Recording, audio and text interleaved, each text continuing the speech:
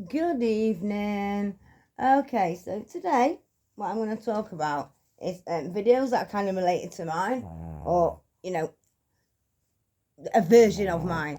Miles, say hi.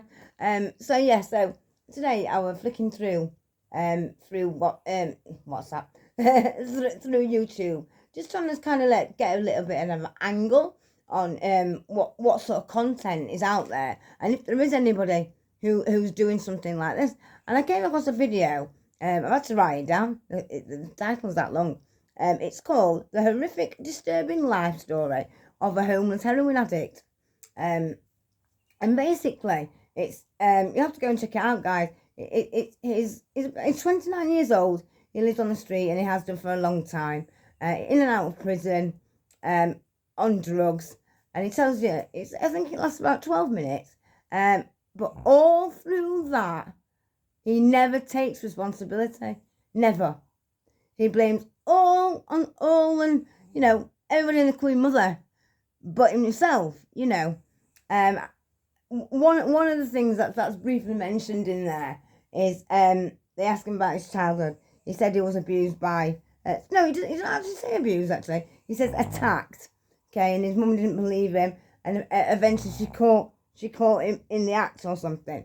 And he went to prison for it. He also said that he'd been in and out of prison all his life. At one point he said the longest sentence he's done is 6 years, and they released him back from prison straight to homelessness. Now, I've been to prison now, and I know a lot of people, guys, who have been to prison as well. So I know it's not just like a female prison rule, but you do get help with housing, and they'll put you into a bail hostel, and things like that. I mean, one of the other things. Sorry, I'm just gonna have to move it. I think that's my bloody dog. Say hi to Miles. Hi, Miles. Another thing that he actually goes on to mention is he says that he started working for a drug dealer, and prior to this, he was only on 4 bags of heroin, which is the equivalent of about £40. And he started working for this drug dealer, and he doesn't go into why he stopped. He probably smoked it all, but he got his drug habit up to 13 bags. Now, for those of you who don't know, that's £130. He says he doesn't shoplift anymore. He just begs off the street. I mean, fucking hell, I think we're in the wrong fucking game, And he also then went on to say how the guy interviewing him says, what would make you happy? What would you like people to do? I mean, let's be honest. The guy wanted to say, "Give me fucking money," but he doesn't. He actually says, "It's not all about money. I'd just like someone to come up to me and ask me about myself and just spend 5 minutes talking to me. What's it? You can fucking rob his bag? Come on, love. You've got to raise £130. You're not going to spend your fucking day talking to some do-gooder who tells you they can't fucking give you no because the cost of living, has gone up. Fucking hell, that ain't going to make you happy, is it?" They then go on to ask him if he's withdrawing at the minute. The guy looks off his head. But he's on the angling to swindle someone out of the production team, and he then goes, "Well, I'm starting to feel a little bit poorly, but everybody's out there, and it's had a fucking lot of views. I mean, I'll tell you, I wrote it down, it's unbelievable. It's had 442 likes, and it's had over 20,000 views, and it only went on in September 22. So there's hope for me yet.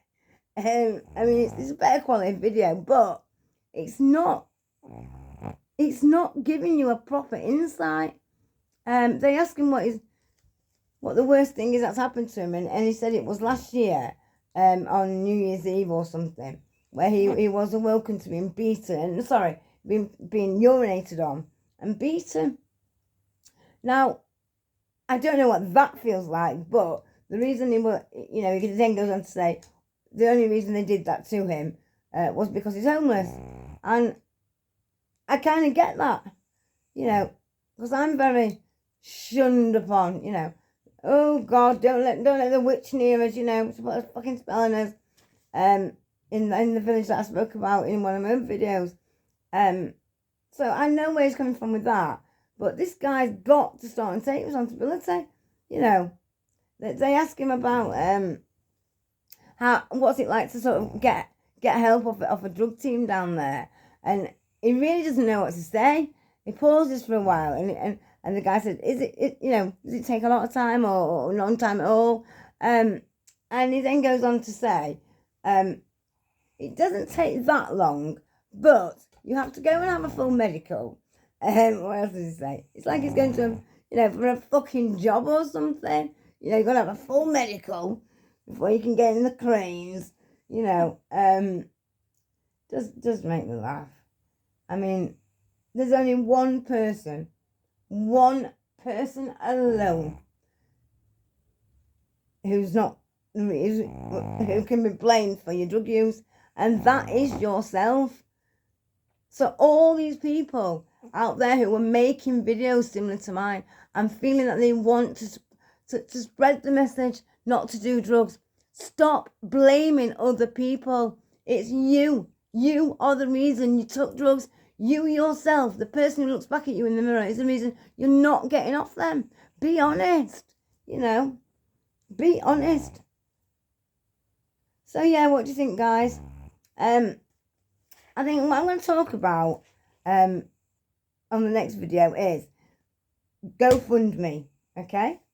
I'll quickly just tell you, I would imagine everybody knows about it. It's a crowd, is it crowdfunding they call it?